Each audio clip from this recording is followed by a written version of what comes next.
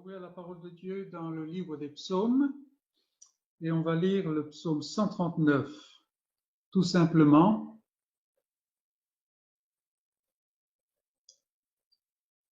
Et pourquoi cela? Parce que le danger dans notre génération d'informations, c'est simplement de venir à la parole de Dieu pour des informations, pour acquérir de la connaissance. Mais la connaissance par soi-même, c'était un des plus grands dangers qui a menacé l'Église au premier siècle, dans les premiers siècles tout au moins. Et ici, au psaume 139, on voit que le psalmiste va plus loin. Il sort, lui, d'un temps où il est passé par des moments difficiles, on le voit vers la fin du psaume. Comme toutes les semaines, il y a des moments qui sont plus difficiles que d'autres, mais il cherche cette intimité, ce contact avec Dieu direct. Alors on sait que c'est direct à travers le médiateur, qui est Dieu lui-même, Jésus-Christ. Mais essayons, alors que nous lisons ce psaume, le psaume 139, essayons, alors que nous lisons, de sentir ce cœur qui palpite, le cœur de Dieu et le cœur de son enfant dans ce temps ensemble. Donc, bonjour Germain, bonjour Samuel. Voilà, on avance, on est dans le livre des psaumes et on va lire le psaume 139, tout simplement, un psaume de David. Rappelons-nous que David était l'homme qui, loin d'être parfait, est cependant l'homme selon le cœur de Dieu. Donnons lecture, psaume 139. Éternel, tu me sondes et tu me connais. Tu sais quand je m'assieds et quand je me lève. Tu pénètres de loin ma pensée. Tu sais quand je marche et quand je me couche, et tu pénètres toutes mes voies. Car la parole n'est pas sur ma langue que déjà, ô Éternel, tu la connais entièrement. Tu m'entoures par derrière et par devant, et tu mets ta main sur moi. Une science aussi merveilleuse est au-dessus de ma portée. Elle est trop élevée pour que je puisse la saisir. Où irai-je loin de ton esprit? Et où fuirai-je loin de ta face? Si je monte aux cieux, tu es là. Si je me couche au séjour des morts, te voilà. Si je prends les ailes de l'aurore et que j'aille habiter à l'extrémité de la mer, là aussi, ta main me conduira et ta droite me saisira. Si je dis, au moins les ténèbres me couvriront, la nuit devient lumière autour de moi. Même les ténèbres ne sont pas obscures pour toi. La nuit brille comme le jour et les ténèbres comme la nuit, comme la lumière. C'est toi qui as formé mes reins, qui m'as tissé dans le sein de ma mère. Je te loue de ce que je suis une créature merveilleuse, si merveilleuse. Tes œuvres sont admirables et mon âme le reconnaît bien. Mon corps n'était point caché devant toi lorsque j'ai été fait dans le lieu secret, tissé dans les profondeurs de la terre. Quand je n'étais qu'une masse informe, tes yeux me voyaient, et sur ton livre étaient tous inscrits les jours qui m'étaient destinés avant qu'aucun d'eux n'existe. Que tes pensées, ô Dieu, me semblent impénétrables, que le nombre en est grand. Si je les compte, elles sont plus nombreuses que les grains de sable. Je m'éveille et je suis encore avec toi. Ô Dieu, puisses-tu faire mourir le méchant. Homme de sang, éloignez-vous de moi. Ils parlent de toi d'une manière criminelle. Ils prennent ton nom pour mentir, eux, tes ennemis. Éternel, n'aurais-je pas de la haine pour ceux qui te haïssent, du dégoût pour ceux qui s'élèvent contre toi? Je les hais d'une parfaite haine. Ils sont pour moi des ennemis. Sonde-moi, ô Dieu, et connais mon cœur. Éprouve-moi et connais mes pensées. Regarde si je suis sur une mauvaise voie et conduis-moi sur la voie de l'éternité. Et c'est la parole de Dieu. Dans ce psaume, nous voyons donc cette merveilleuse intimité entre le cœur de David et le cœur de Dieu. Mais il y a d'autres choses à relever, notamment le fait que, à partir de ce qu'il vit, le psalmiste se tourne vers Dieu. Il prend le temps de se tourner vers Dieu. Et c'est là une chose sur laquelle il nous faut nous arrêter un moment. Est-ce que la vie moderne que nous vivons ne nous dérobe pas cette occasion de pouvoir nous arrêter et contempler ce que Dieu fait et qui Dieu est? Et la providence de ce confinement que nous vivons actuellement est peut-être quelque chose qui nous est donné pour revenir à ces choses-là. Vous voyez, ce qui est intéressant, c'est que le psalmiste qui n'avait pas à disposition tous ces éléments scientifiques, on pourrait dire aujourd'hui, eh bien pourtant, il a une connaissance qui est tellement juste. Il parle de la science de Dieu, cette merveille de ce que Dieu fait. Mais contrairement à ce qu'on voit aujourd'hui, où les hommes voient des choses au sujet de la création qui ont peut-être été cachées depuis le début du monde, eh bien, ils louent la mère nature, ils s'arrêtent simplement à le spectacle qui s'offre à leurs yeux et ils glorifient leur propre connaissance. Lui, il se tourne vers celui qui a créé tout cela. Ô Éternel, c'est plus que simplement de voir que ces choses sont belles, mais que celui qui les a créées le remplit complètement. Et on voit que le psalmiste est complètement renversé par ces choses. Que tes pensées, ô Dieu, me semblent impénétrables, que le nombre en est grand. Et on pense à ce petit cantique, compte les bienfaits de Dieu, tu verras combien le nombre en est grand. Et en fait, le cantique ne dit pas tout à fait cela. Il met entre parenthèses, en quelque sorte, tu verras en adorant combien le nombre en est grand. Et puisse le Seigneur nous donner aujourd'hui l'occasion d'adorer pour voir le nombre des bienfaits de Dieu. On a tendance à voir les restrictions, on a tendance à voir les difficultés dans la vie, et elles sont là, mais est-ce que nous nous arrêtons pour voir et compter les bienfaits de l'Éternel? Et le psalmiste ici le fait, et il est béni par cela. On a l'impression que c'est un homme qui est rempli, qui déborde en fait. Son psaume, c'est plutôt un débordement qu'une déclaration. Et puis il y a ce petit passage à la fin qui est un peu difficile là, au sujet des ennemis de Dieu. Et la haine, je les hais d'une parfaite haine. Alors on sait que ça n'est pas possible. En fait, ce sont les paroles de Christ là. Mais plutôt que de voir la dureté de ces paroles, voyons plutôt une expression d'un désir d'aimer Dieu parfaitement. Et on sait que sur cette terre, on ne peut jamais l'aimer parfaitement. Oh, combien on devrait se sentir à l'étroit dans cette chair et parler avec Paul que vivre pour moi c'est Christ et mourir m'est un gain parce que toutes ces limitations disparaîtront. Voilà le psaume 139 qui se termine par cet appel rempli d'humilité, rempli de réalisme en fait. Sonde-moi, ô Dieu, parce que moi je ne peux pas me sonder. Je suis si facilement, je peux me tromper sur moi-même et connais mon cœur, pas simplement la façade, mais le cœur, connais mon cœur. Regarde si je suis sur une mauvaise voie.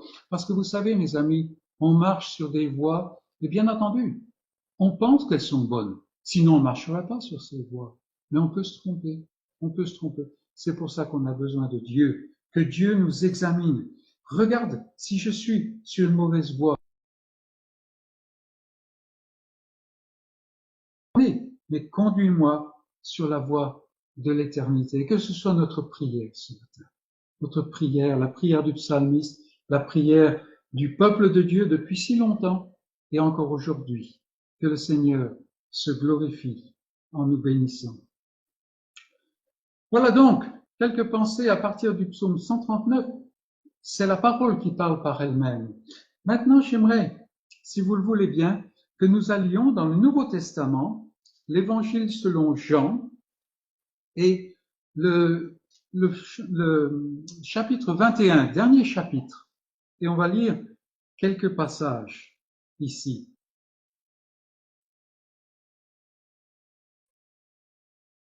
Et nous sommes après Golgotha, nous sommes après la résurrection, avant l'ascension.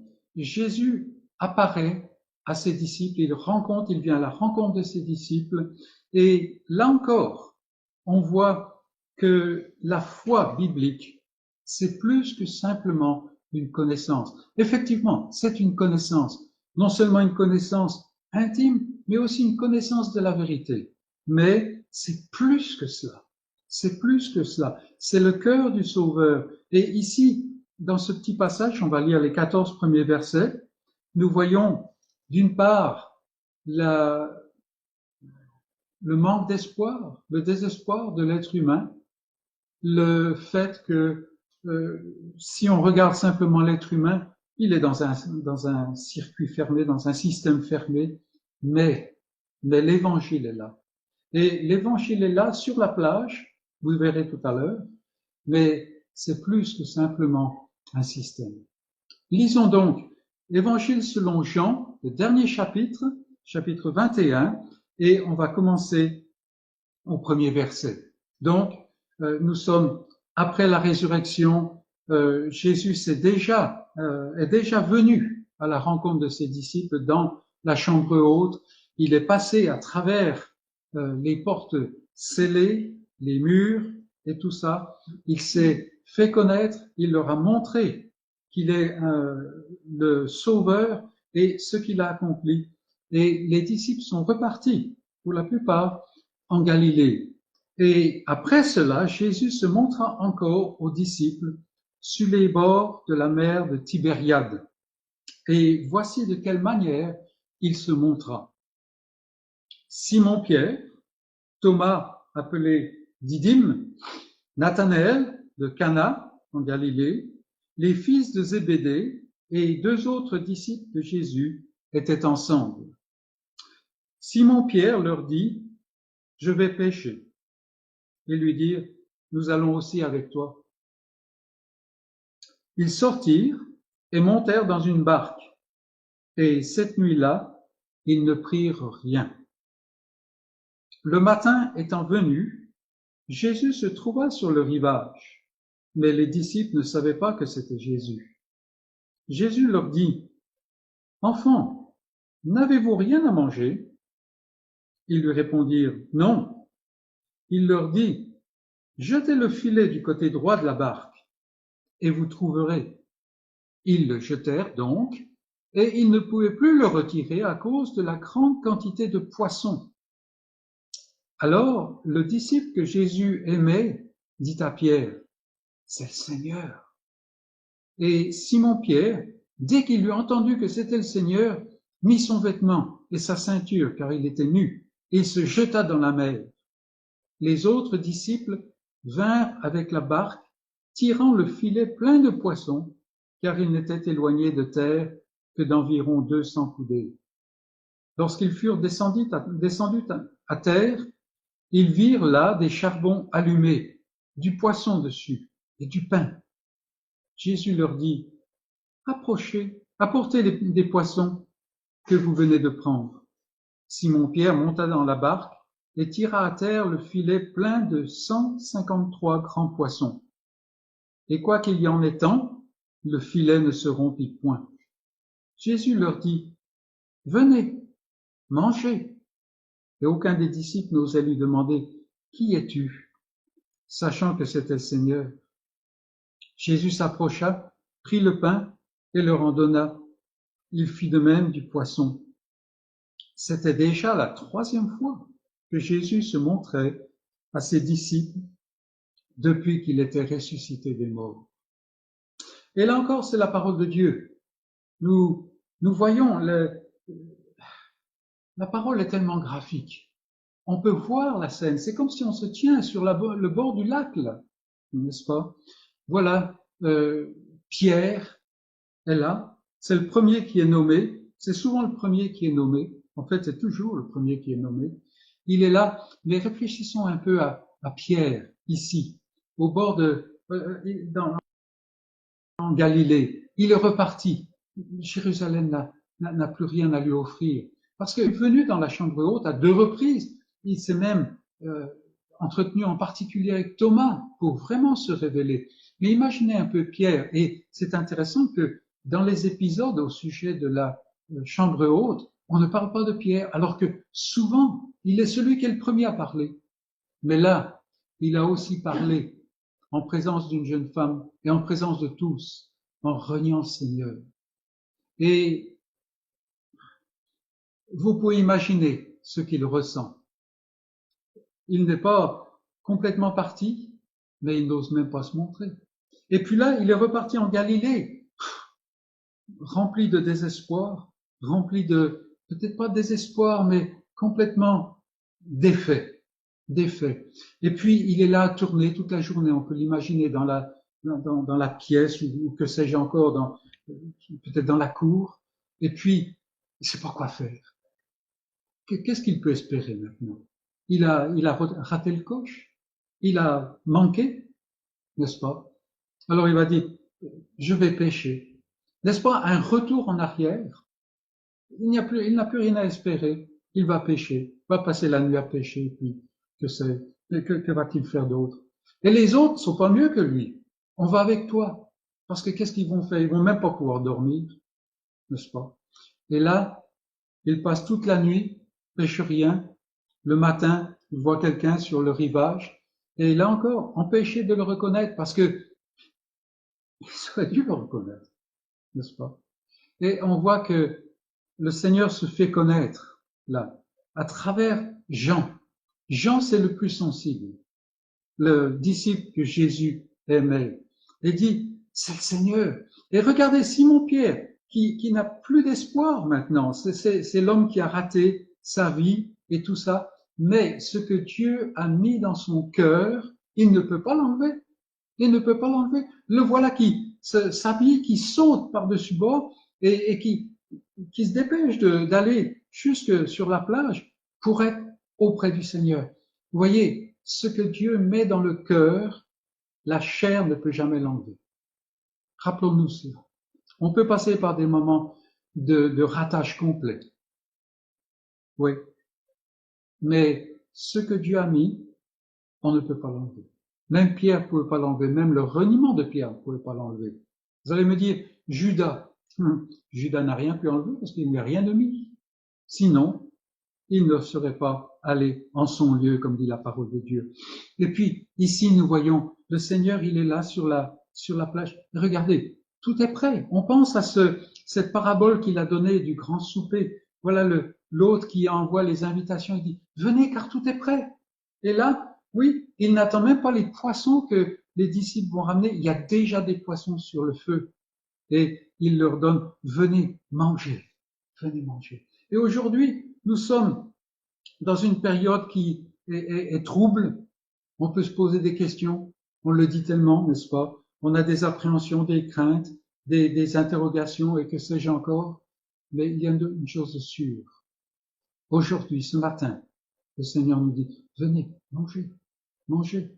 Et alors que nous nous approchons de sa parole, qu'on va expliquer, qu'on va ouvrir sa parole, comme on peut dire, un peu comme une boîte, n'est-ce pas? Eh bien, prions que on puisse manger. Parce que c'est pour ça qu'il nous la donne. À nous, qui le connaissons par sa grâce, et à ceux qui ne le connaissent pas encore. Peut-être vous vous dites, je voudrais le connaître, mais j'y arrive pas. Oui, j'arrive à dire des choses qui arrivent à me faire penser que, ouais, j'avance. Peut-être je me débrouille pas mal. Non. Les autres aussi pensent bien, du bien de moi. je donne le change. Mais au fond de moi, je sais que ça n'est pas ainsi. Bien, venez, mangez, mangez. Et puis, peut-être que je viens ce matin, je suis un peu obligé de venir. Hein. Je sais comment ça se passe en Afrique, n'est-ce pas? Le vieux, il veut qu'on écoute la parole de Dieu, et toute la famille doit l'écouter. Et franchement, je traîne les pieds. Eh bien, ce n'est pas simplement passer un moment difficile. Non. Et ça n'est pas simplement à m'écouter. Non, il y a plus que cela. Plus que cela. L'invitation de l'évangile, c'est viens, mange. Il y a à manger. Il y a à manger. Moi, je ne le vois pas par moi-même, mais lui, il peut ouvrir mes yeux. Et c'est la prière que nous pouvons avoir. Le Seigneur se tient au bord du lac, au bord de la mer de Tibériade. Ils n'ont rien pris de toute la nuit. Pêcheurs qu'ils étaient, c'était leur métier, n'est-ce pas? Ils savaient où il fallait aller. Mais lui, il a à manger. Et peut-être que nous sortons d'une semaine qui a été difficile. Des moments peut-être où on a été secoué jusqu'au fond de nous-mêmes par les vicissitudes de la vie, par des nouvelles qu'on n'attendait pas, par des choses qui nous ont surprises, qui nous ont enlevé la superbe qu'on pourrait avoir, n'est-ce pas? Eh bien, venons. Venons à la parole de Dieu. Et plus, venons au Dieu de la parole et mangeons. Mangeons à satiété. Prions qu'il nous donne à manger et prions que nous puissions digérer ce qu'il nous donne afin de le vivre. Voilà un beau passage qui nous porte consolation. Le monde n'a pas de consolation. La parole console. Le Dieu de la parole console. Il console en Jésus-Christ. Justement, précisément en Jésus-Christ, parce qu'il ne fait pas l'impasse sur la réalité du péché. Mais en Jésus-Christ, il donne cet agneau, il fournit cet agneau qui ôte le péché du monde. Je vous invite à prier pour demander au Seigneur de toucher chacun de nos cœurs. Prions. Seigneur notre Dieu, nous sommes devant toi dans des circonstances que nous connaissons maintenant depuis plusieurs semaines, mais qui sont inhabituelles pour nous. Mais pour toi, tu contrôles toutes choses. Et si ce matin nous sommes ensemble, ça n'est pas simplement par habitude, ça n'est pas simplement par hasard, mais c'est parce que ce matin, tu nous adresses à chacun une sainte convocation. Tu veux parler et tu vas parler. Mais Seigneur, nous comprenons que par nous-mêmes, nous ne sommes que des hommes, nous ne sommes que sur cette terre et nous ne pouvons pas nous élever plus haut. Et nous pourrions être dans ce lieu où tu parles sans entendre ce message qui fait du bien, sans entendre ce message qui est la vie. Seigneur, nous te prions, nous te supplions, nous t'implorons que tu ouvres les oreilles de notre cœur. Tu sais ce qu'il y a dans nos cœurs et des fois, il y a des choses qui ne sont pas très honorables, surtout envers toi. Seigneur, ne regarde pas cela, mais regarde à ton Fils Jésus-Christ. C'est lui que tu as donné. C'est lui qui a le nom de tous ceux que tu as aimés depuis toute éternité sur sa poitrine, sur son cœur, gravé sur sa main. Et c'est pour cela, Seigneur, qu'il est mort, qu'il a accompli l'œuvre. Et nous te prions, Seigneur, que tu regardes à cette œuvre parfaite et que tu nous fasses du bien. Non pas ce bien qui, comme un cachet, peut faire passer la douleur, mais n'enlève pas la raison de la douleur. Mais Seigneur, donne-nous de nous rencontrer avec toi pendant ces instants et de pouvoir entendre ta voix, cette voix qui transforme, cette voix qui régénère, cette voix qui donne la vie et cette voix qui affermit la vie. Ô Seigneur, parle dans ton saint livre et donne-nous d'entendre. Sois avec chacun de ton peuple, sois avec ceux, Seigneur, qui te cherchent. Laisse-toi trouver. Nous te prions. Nous ne te prions pas comme un Dieu qui est récalcitrant à se laisser trouver, mais au contraire, c'est toi qui te révèles, c'est toi qui te manifestes. Ô notre Dieu, sois béni et glorifie ton nom en Jésus-Christ. Amen. Eh bien, les amis, nous allons ouvrir la parole de Dieu, non pas qu'on ne l'a pas ouverte déjà, mais d'une manière plus particulière. Vous vous rappelez que pour ceux d'entre vous qui étaient là dimanche dernier, nous sommes allés dans la première lettre de Paul à Timothée et nous allons y retourner. Au début, j'avais simplement le projet de faire un message à partir de ces paroles de Paul qui a écrit parce que il voulait donner des conseils à Timothée et puis le passage est trop plein. Alors nous allons retourner dans la première lettre de Paul à Timothée et au chapitre 3. Et nous regardons les versets 14 à 16. Alors aujourd'hui, on va se concentrer sur le verset 16.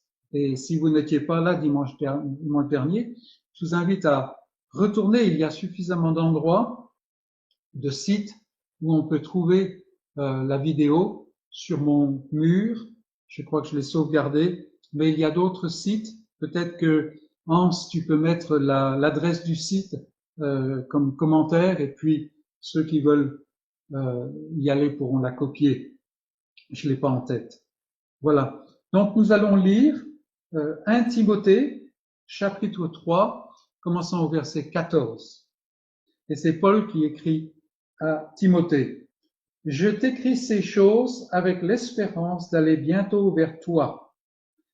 Mais si je tarde, tu sauras comment il faut se conduire dans la maison de Dieu, qui est l'église du Dieu vivant, la colonne et l'appui de la vérité.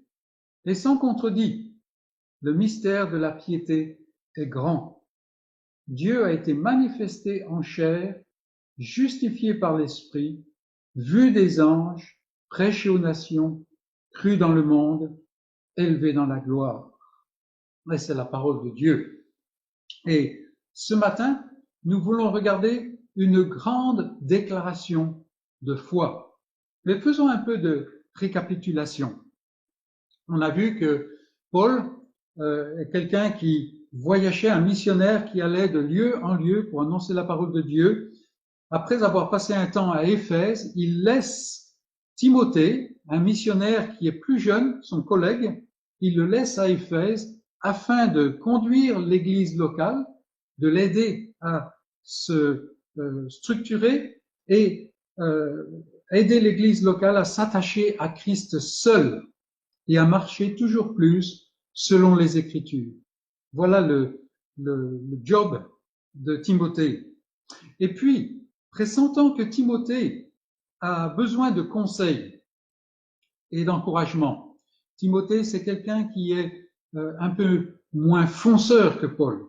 Il a peut-être besoin de conseils et d'encouragement. Paul envisage de revenir à Éphèse, tout au moins de passer par Éphèse. Et ainsi, les deux, Paul et Timothée, pourront converser de vive voix sur les sujets qui les occupent. Mais Paul envisage la possibilité d'être retardé ou même de ne pas pouvoir arriver à Éphèse. Et en conséquence, il envoie une lettre à Timothée. Et on a relevé la semaine dernière que nous voyons ici la merveilleuse providence de Dieu, parce que le projet de Paul était d'aider Timothée à aider une église locale, Éphèse. Mais à cause de cette possibilité de ne pas pouvoir aller à Éphèse, eh bien, l'Église universelle, dans toutes ces époques, dans tous ces âges, on pourrait dire, a bénéficié de ce qu'on appelle un Timothée. Donc, Dieu bénit son Église. Dans cette première lettre, Paul donne beaucoup d'instructions à Timothée, des instructions qui sont encore très utiles aujourd'hui. Mais la semaine dernière, on s'est concentré sur 3 images que l'apôtre Paul donne pour décrire l'Église de Jésus-Christ, le peuple racheté de Dieu. Il a parlé de la maison de Dieu. Et là, il faisait le lien avec l'Ancien Testament, le temple de l'Ancien Testament, pour montrer que les croyants issus des nations, les non-juifs, dont il y avait une majorité à Éphèse, n'ont aucun retard sur les Juifs, parce qu'il y a des Juifs venant de Jérusalem qui les troublaient. Le temple parle ainsi de la grâce de Dieu qui habite au milieu de son peuple. C'est pas le temple de Jérusalem, c'est la présence de Dieu au milieu de son peuple. Et le temple, c'est le lieu où Dieu fait la paix à travers le sang sur le propitiatoire. Aujourd'hui, le croyant suit celui qui est plus grand que le temple, celui vers lequel le temple pointait. Et donc, c'est un encouragement pour Timothée. Paul utilise aussi l'image de l'Église du Dieu vivant. Le Dieu qui est la source de toute vie appelle et assemble un peuple hors du monde ordinaire, le monde des hommes. C'est une assemblée qui est marquée par Dieu et qui vit selon d'autres critères que les critères du monde. C'est en fait une nouvelle création, une nouvelle humanité. Ça n'est pas une ethnie particulière, non, mais comme Dieu l'a promis à Abraham il y a si longtemps, c'est de toutes les nations et même plus, de toutes les tribus, les amis. Donc voilà le peuple de Dieu, l'Église de Jésus-Christ. Et puis, nous avons l'autre image, la troisième image de Paul ici, la colonne et l'appui de la vérité. Et Paul pensait à ce temple, à Éphèse, le temple de Diane. Mais ici, la colonne, elle n'est pas là pour empêcher que le temple s'écroule. Non, elle élève aux yeux de tous, quoi? La vérité de Dieu, c'est-à-dire ce que Dieu a dit et ce que Dieu a fait. Et c'est une chose dont le monde autour est entièrement démuni. Il n'y a pas de vérité dans le monde. Écoutez les experts dont on entend tellement, on les entend tellement pour le moment. Il y en a un qui dit cela, il y en a l'autre qui dit le contraire, et on ne sait pas quoi. Et même quand quelqu'un nous dit quelque chose, on a du mal à le croire. Non, le monde n'a pas la vérité, mais l'Église a le bénéfice d'avoir la vérité et le rôle, le mandat d'élever la vérité à la vue de tous. C'est la colonne de la vérité. C'est la vérité sur l'état de l'homme. Il est mort dans le péché. Il est condamné par la justice de Dieu. L'Église doit annoncer cela. Ça n'est pas de gaieté de cœur, mais c'est la vérité. La vérité au sujet de Dieu, qui a fourni l'agneau du sacrifice, afin que celui qui croit soit dégagé de toute condamnation et soit réconcilié avec le Dieu vivant. Ça, c'est l'Évangile. L'Évangile par rapport à l'état de l'homme, mais par rapport à l'œuvre de Dieu aussi. Et Paul, ayant parlé de la vérité, il termine ce passage, parce que c'est un peu la fin d'un passage ici. Il termine son passage en citant une confession, une déclaration de foi qui était, semble-t-il, commune dans l'Église à l'époque. C'est pour ça qu'il dit sans contredit, enfin ce qui est traduit par sans contredit, c'est-à-dire de l'aveu de tous. De l'aveu de tous, le mystère de la piété est grand. Et Paul termine par ça, il vient de dire l'Église est la colonne de la vérité et voilà 6 facettes de la vérité. Ce que l'Église croit, c'est de l'aveu de tous, sans contredit. Et de quoi parle-t-il? Et c'est notre premier grand point. Le mystère de la piété. Le mystère de la piété. Et il nous faut examiner ça parce que ça peut être simplement une expression religieuse qui n'a pas de prise sur la vie directe, souvent. Faisons attention. Quand Paul déclare que le mystère de la vérité, de la piété, pardon, est grand, il est probable qu'une scène ancienne résonne dans ses oreilles et se passe dans son esprit. Il se rappelle du jour, il y a quelque temps déjà, où, suite au progrès de l'évangile à Éphèse, une émeute s'est produite à Éphèse. Et il se souvient comment des milliers d'Éphésiens se sont retrouvés dans l'amphithéâtre de la ville pour crier pendant des heures. Grande est la diane des Éphésiens. Ils étaient poussés par les commerçants, parce que faut gagner sa vie, n'est-ce pas? comme aujourd'hui on le voit. Et grande est la Diane des Éphésiens. Et Paul pense à cela et il rebondit sur ce souvenir. Ce n'est pas à l'homme de donner une grandeur supposée à une idole qui est illusoire. Diane n'existe pas. Sinon que ce sont les gens, les hommes qui l'ont créée. Non, et elle n'est pas grande. Elle n'est pas grande. Ne pouvez même pas sortir de ce temple. Le monde est ainsi. Il est poussé par ses sentiments en dépit de la réalité. Il ne voit pas que cette idole ne peut même pas bouger. Ici, là où nous sommes, nous avons des fois des processions au mois de janvier où on prend une espèce de statue, c'est disons un saint, et on la promène autour des vignes pour protéger les vignes. Mais comment est-ce que un bout de bois ou un bout de pierre peut protéger des vignes alors qu'elle ne peut même pas marcher? Voilà ce que le monde dit au sujet de Diane et de toutes ces divinités.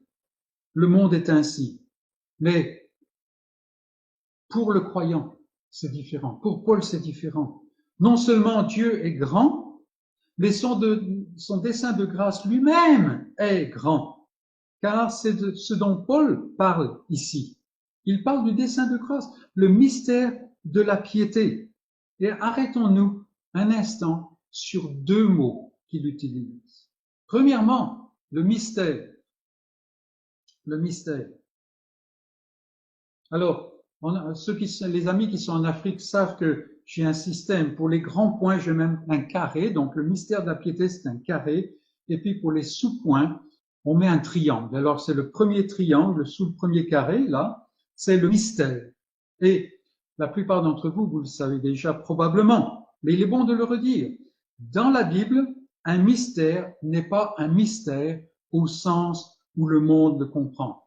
Ce n'est pas quelque chose d'incompréhensible qu'il faut essayer de trouver. Non. Il faut pas, ça n'est pas une enquête criminelle. Non, non. Il s'agit plutôt d'un élément ou d'un aspect de la vérité que l'homme ne peut pas découvrir par lui-même. Pour qu'il connaisse cet aspect, il faut que ça lui soit révélé. C'est un mystère. Il faut que l'Esprit de Dieu l'éclaire. Voilà ce que c'est un mystère dans la parole de Dieu. Et en utilisant ce mot mystère, Paul dit, en fait, l'œuvre de grâce que Dieu accomplit n'est pas une invention de l'homme, mes amis. Non. C'est une œuvre de Dieu et personne ne peut la saisir à moins que Dieu ne donne sa lumière. C'est pour ça qu'on a prié tout à l'heure. Il faut que Dieu éclaire. Il faut que Dieu éclaire. Dieu est bon pour l'Église et l'Église est bénie. Et c'est pour cela que Paul emploie un autre mot. Et c'est notre deuxième triangle. On a vu que c'est un mystère. Maintenant, c'est le mystère de la piété. La piété. Paul parle du mystère de la piété. Il est bon de noter, de souligner que bien que Paul parle de la vérité, il ne parle pas, il ne dit pas le mystère de la vérité. Il va plus loin parce qu'il parle dans le cadre de l'Église. Il ne dit pas non plus, remarquez bien, le mystère pieux de la vérité. Non. En fait, Paul parle d'une vie qui se conforme activement à la vérité. C'est la vie de l'Église, c'est la vie des croyants. L'accent est très pratique, mes amis, concret. Et il vise, ici, Paul vise à motiver l'Église, à travers le conducteur, à vivre la vie de Dieu. Les orfèvres d'Éphèse criaient la grandeur de leur idole. Les légalistes judaïsants qui venaient de Jérusalem, ils bavardaient sur la grandeur de leur loi. Il fallait se faire circoncire. L'Église, pour sa part, vit la vie de Dieu dans un monde étranger, un monde hostile. On pourrait dire, aujourd'hui, on dirait un monde alien. Et cela, bien sûr, lance un défi à chacun de ceux qui appartiennent au peuple de Dieu. Paul continue maintenant en mentionnant les diverses facettes de ce mystère. L'Église doit élever la vérité aux yeux de tous. Elle doit défendre la vérité face aux attaques de la religion multiforme de l'homme.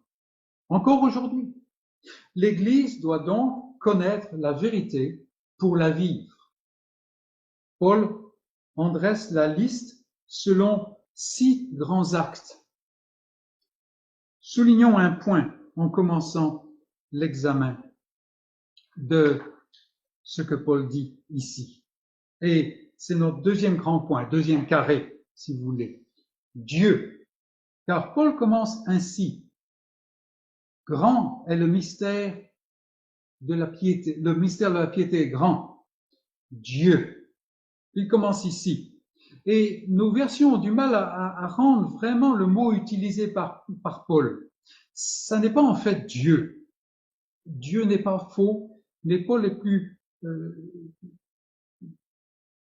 plein que cela. Et la meilleure manière de rendre ce qu'il dit ici est peut-être de dire tout simplement il ou oui, il. Bien entendu, on comprend pourquoi certains ont traduit par Dieu ou une autre version dit celui qui. Mais le mot il souligne une merveilleuse vérité d'une grande puissance. Le mystère de la piété, mes amis, est une personne. C'est une personne. C'est il. Il. Je pense que la plupart d'entre vous, vous direz, bien sûr, on sait cela. On est d'accord, mais n'avons-nous pas tendance à mettre en oubli les fruits de cette vérité? La vérité, ce n'est pas un ensemble de vérités, de règles, d'informations qu'on peut accumuler avec un peu d'effort et de persévérance. Ce n'est pas un cours dans la vérité qui peut former la vérité. Beaucoup de jeunes chrétiens, des fois moins jeunes, font cette erreur, malgré toute leur sincérité. Ils veulent arriver à arranger la vérité de façon à pouvoir la présenter comme un système. C'est une erreur. Le mystère de l'œuvre de Dieu, mes amis, est une personne, Christ. Laissons cette vérité nous posséder. Et il est donc impossible de le connaître et de grandir dans cette connaissance, à moins que Dieu ne le révèle par son esprit. Vivre la vérité en action est une union avec celui qui est la vérité. Ça n'est pas simplement un code moral, c'est beaucoup plus que cela. Et c'est beaucoup plus beau que cela. Les Juifs suivaient Moïse, mais eux-mêmes ne pouvaient pas vivre selon les préceptes de sa loi. Jésus les met à défi et ils n'ont pas relevé le défi. Paul, pour sa part, déclare « Christ est ma vie et mourir est un gain ». Il continue en disant « Si je vis, ce n'est plus moi qui vis, c'est Christ qui vit en moi ». Vous voyez comme quoi ce mystère de la piété, c'est plus qu'un manuel de vérité. Cela fait toute la différence. L'union du croyant avec Christ, dans la pensée, dans les convictions, dans la vie. Voilà la puissance du siècle à venir. Voilà la puissance du royaume de Dieu. Et Paul montre maintenant 6 des facettes de ce merveilleux diamant de l'œuvre de Dieu dans son peuple. Et il le fait en reprenant comme je l'ai dit, ce qui devait être une confession de foi, une déclaration que l'Église devait avoir. Vous savez, des fois, on a des textes qu'on répète et quelqu'un va lancer la première partie de la phrase et tout le monde sait de quoi on parle. Eh bien, il semble, la manière dont c'est construit, que Paul reprend cette confession, cette déclaration de foi. Et c'est une grande déclaration de foi. Et nous allons simplement l'examiner. Et nous avons donc un autre point ici. Il dit, ce mystère de la piété, il commence par Dieu a été manifesté en chair. Manifesté en chair. C'est là que Paul commence. Mais le mystère de la piété ne commence pas à Bethléem. Nous le savons, n'est-ce pas? C'est pour cela que Paul dit, ce mystère a été manifesté en chair. Celui qui a revêtu un vrai corps humain lors de l'incarnation est celui qui existe dès avant les temps éternels. Si on pourrait dire, avec la pauvreté des mots humains, il existe avant l'éternité. Il est vrai Dieu de vrai Dieu, comme le déclare une des confessions actuelles. C'est un mystère que la nature humaine cohabite avec la nature divine en une seule personne. Qui aurait pu l'imaginer? Quel homme aurait pu inventer cette idée? Non, c'est un mystère. Mais c'est ce que Dieu révèle. La promesse de l'Évangile se réalise. Vous savez, cette promesse qui a été donnée il y a si longtemps. La postérité de la femme vient dans la chair écraser la tête du serpent. Voilà de quoi encourager l'Église. Mais Christ ne s'est pas fait homme pour nous guider. Ce n'est pas un chef moral, non. Ce n'est pas quelque modèle cosmique de ce que l'homme doit être. Beaucoup de gens dans le monde pensent que c'est cela. Non, Christ revêt un corps pour pouvoir faire ce que Dieu ne peut pas faire autrement. Il vous a, nous dit la parole, Paul lui-même en Colossiens chapitre 1 verset 21, il dit, Dieu vous a maintenant réconciliés par sa mort dans le corps de sa chair. Il y avait eu péché, il fallait une mort, et donc il fallait une incarnation. Christ a été manifesté en chair. Il est né pour mourir. Il est né pour mourir. C'est un vrai corps qui a été cloué, les amis, sur une vraie croix, par de vrais clous. C'est un salut efficace. Un salut efficace. Parce que c'est le salut, la mort, c'est le sacrifice qui peut ôter le péché. Donc, manifesté dans la chair. Deuxièmement, justifié par l'Esprit. Justifié par l'Esprit. Jésus-Christ est né et il est mort sur la croix. Mais une chose est sûre, il n'est plus dans le tombeau. Il n'est plus dans le tombeau. Il a été justifié par l'Esprit. C'est-à-dire que par la résurrection de Jésus-Christ, l'Esprit de vie, Dieu, déclare que tout ce que Jésus a dit qu'il était, tout ce qu'il a fait est vrai, est vrai. Il est le Fils de Dieu envoyé pour accomplir le salut de son peuple. Mais si je puis dire, ce n'est pas seulement une vérité théologique, l'élément d'un système de pensée. Non, ce n'est pas simplement cela. Quand il est dit que Jésus est l'agneau de Dieu qui ôte le péché du monde, c'est vrai. L'Esprit l'atteste. Quand Jésus lui-même dit, il faut que le Fils de l'homme soit élevé, afin que quiconque croit en lui ait la vie éternelle, c'est vrai.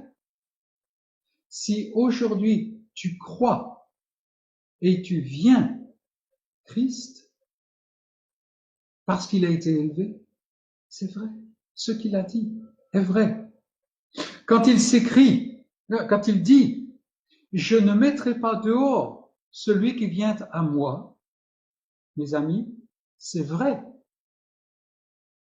Et enfin, quand, sur la colline de Golgotha, au lieu du crâne, en dehors de la ville, le lieu maudit, il s'écrit, tout est accompli, tout est fait. C'est vrai, c'est vrai. Le fait que l'Esprit déclare juste et vrai Jésus-Christ est d'une grande consolation pour le peuple de Dieu. Tout le reste milite contre ça. Même aujourd'hui, avec ces vérités à géométrie variable, c'est vrai pour toi, mais pas vrai pour moi, et ainsi de suite. Non, il n'y a aucune consolation là-dedans. Et il n'y a aucune vérité d'ailleurs. Mais l'Esprit justifie Jésus-Christ, le déclare juste, dit ce qu'il a dit est vrai. Mystère de la piété, mes amis, il, Fils de Dieu, a été manifesté dans la chair, justifié par l'Esprit. Troisièmement, vu des anges, vu des anges.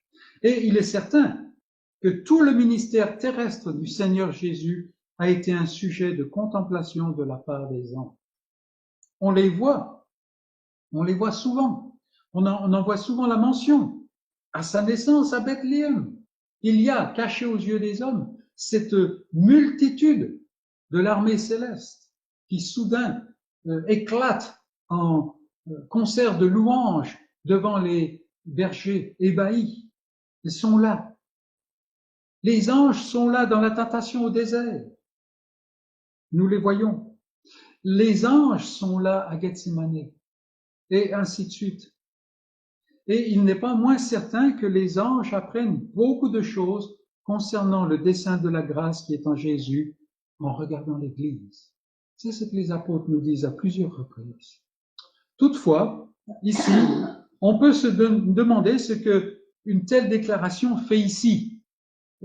Qu'est-ce que ça fait ici dans cet exposé du mystère de la piété, de la grandeur du mystère de la piété? Cette déclaration semble dénoter un peu. Et c'est pourquoi il est possible que les anges ici, rappelons-nous que le mot ange veut simplement dire messager, que les anges ici sont en fait plus que les anges angéliques, si je puis dire, ce sont en fait les apôtres. Les apôtres. Ainsi, la mention du fait qu'ils ont vu Jésus, qui est le mystère de la piété, entre bien dans la déclaration de la pensée de cette confession de l'Église. De cette manière, leur témoignage, qui est en fait le fondement pour l'Église, leur témoignage est vrai et il revêt une grande autorité pour le peuple de Dieu. Vous voyez, les frères dans l'Église pouvaient dire le mystère de la piété est grand. Oui, il a été vu des anges, c'est-à-dire que ceux qui nous enseignent, ceux que Jésus a envoyés comme don pour son Église, quelque chose que Paul lui-même écrit à Éphèse, eh bien, ceux-là même, ils l'ont vu, ce sont des témoins oculaires. Ce qu'ils disent est vrai, et il y a une grande autorité. Ceux qui ont parlé sont ceux qui ont vu. Et même encore aujourd'hui. Aujourd'hui, on se lève, on va annoncer la parole de Dieu. Est-ce qu'on annonce quelque chose, ou plutôt quelqu'un, qu'on a vu dans la parole de Dieu? On va annoncer aux uns et aux autres, dans la rue, dans la maison, partout où on rencontre les uns et les autres, on va bavarder l'évangile. Mais est-ce que nous avons vu celui qui est l'évangile, celui qui est la bonne nouvelle? Le mystère de la piété est grand, manifesté dans la chair, justifié par l'Esprit, vu des anges. Quatrièmement, prêché aux nations. Prêcher aux nations. Et cela suit bien la compréhension des anges comme étant les apôtres. Parce que non seulement ils ont vu le Seigneur ressuscité, mais ils sont allés annoncer sa victoire sur la mort, son œuvre parfaite de rédemption aux nations. Et bien sûr, aux nations, dans la Bible, ça veut dire aux païens, à ceux qui sont en dehors des confins du judaïsme. Et ça, c'était le mandat qu'ils avaient. Ils sont allés annoncer aux nations. C'est le mandat que le Seigneur leur a donné juste avant son départ pour le ciel. C'est aussi le sens que donne le Saint-Esprit à sa venue lors de la Pentecôte. Christ remonte au ciel et de sa gloire, il envoie le Saint-Esprit pour ouvrir les portes devant son peuple. Il est bien mentionné lors de la venue de ce Saint-Esprit, au jour de la Pentecôte, que ceux qui étaient alors à Jérusalem venaient, je cite, de toutes les nations qui sont sous le soleil. Vous allez me dire, oui, mais il est mentionné qu'ils étaient des Juifs. Oui, mais des Juifs qui croient, puisqu'ils vont se faire baptiser et ils vont repartir pour beaucoup dans toutes les nations qui sont sous le soleil. Il a été prêché aux nations. C'est aussi le sens de l'instruction de Paul aux Éphésiens. Il leur dit, au chapitre 4 de sa lettre, la lettre aux Éphésiens, il leur parle des dons que Christ a envoyés, a donnés aux hommes, afin que tout le corps s'engage dans l'œuvre du ministère, comme il dit, c'est-à-dire l'œuvre du service, pour vivre la vie de Christ dans un monde hostile, un monde ignorant. Donc le mystère de la piété est grand, vous voyez, il est manifesté en chair. Christ est manifesté en chair, justifié par l'Église, par l'Esprit, pardon. Et il a été vu des anges, prêché aux nations et, cinquièmement, cru dans le monde. Et là encore, on continue. Le mystère de la piété ne concerne pas simplement la vérité au sujet de Jésus, mes amis. Non, ça va beaucoup plus loin que cela. Le mystère de la piété ne se limite pas non plus à la diffusion de cette bonne nouvelle à tout le monde. Non, on peut annoncer des tas de choses et personne ne les entend, personne ne les écoute. La force de cette affirmation ici est double. D'une part, elle souligne que le Dieu trinitaire est à l'œuvre partout, à la surface du globe. Partout, partout, il touche des cœurs. Il accompagne la prédication et l'annonce de son évangile par la puissance de son esprit. Cet esprit donne la vie à tous ceux qui sont aimés de toute éternité.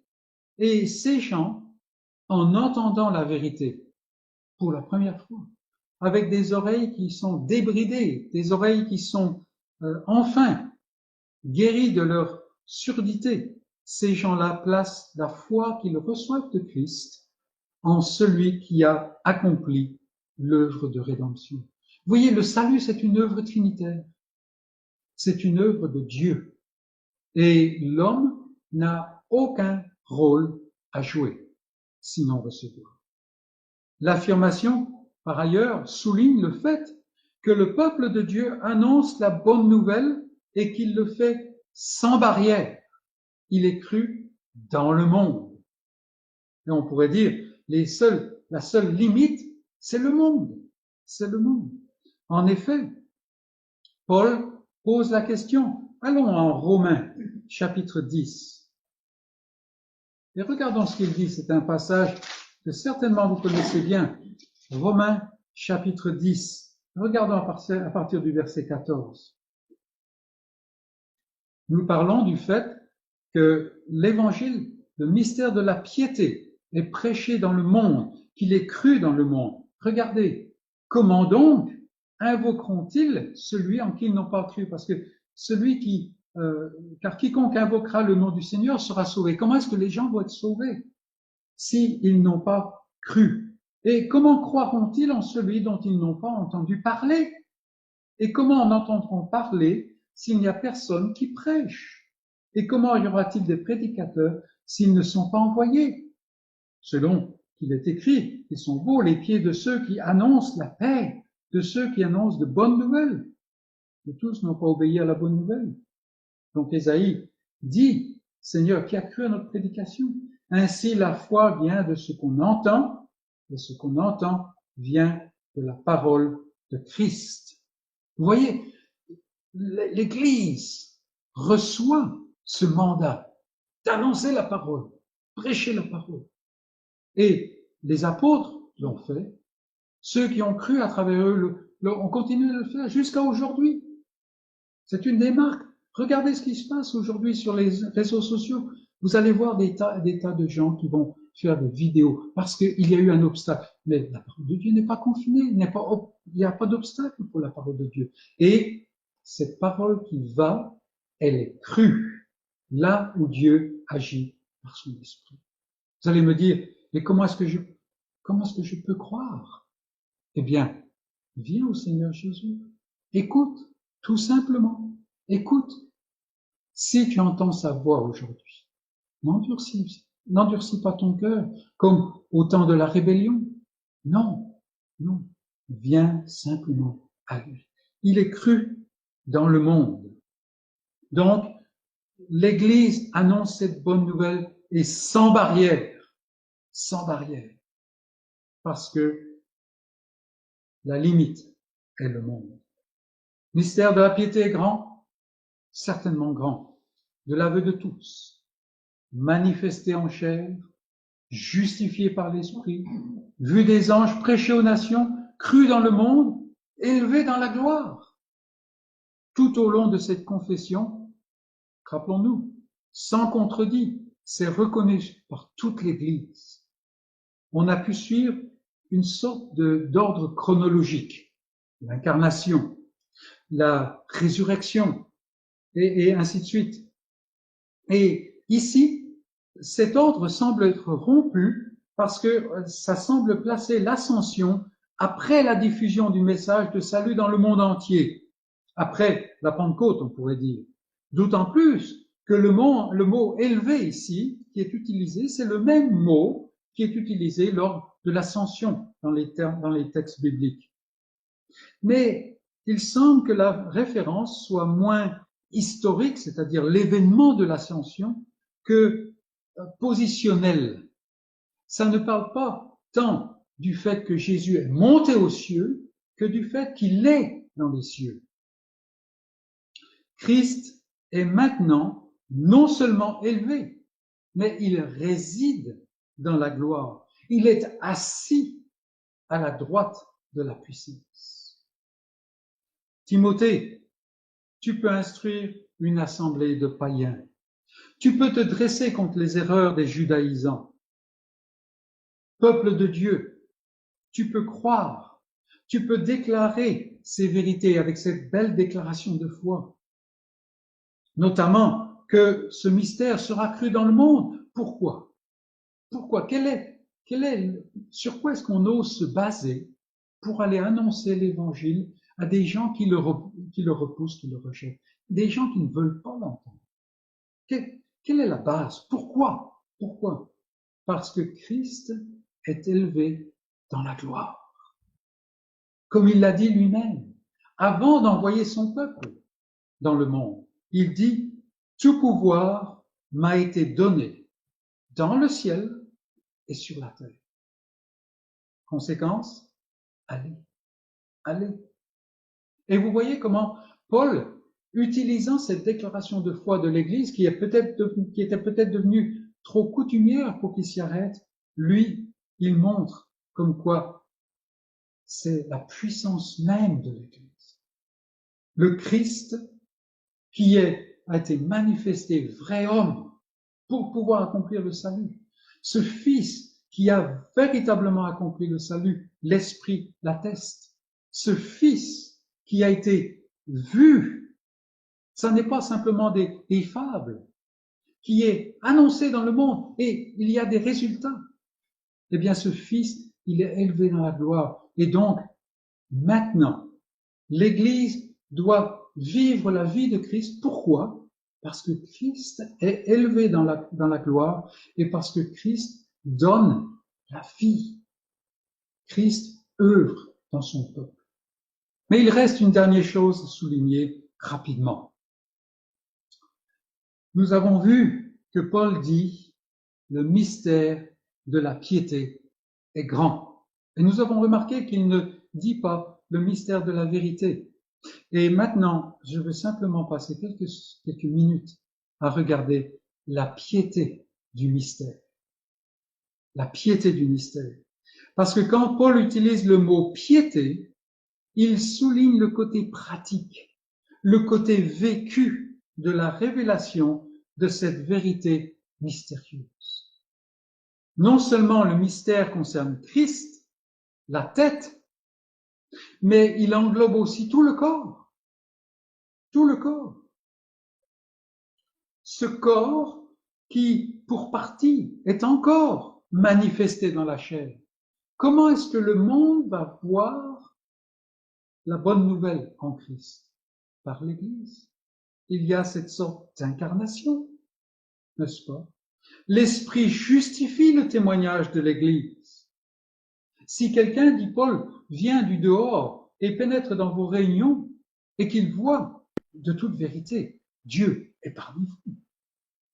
Non, l'Esprit justifie le témoignage de l'Église. Christ n'est-il pas dépeint graphiquement chaque fois qu'il est annoncé? Oui, c'est ce que Paul dit.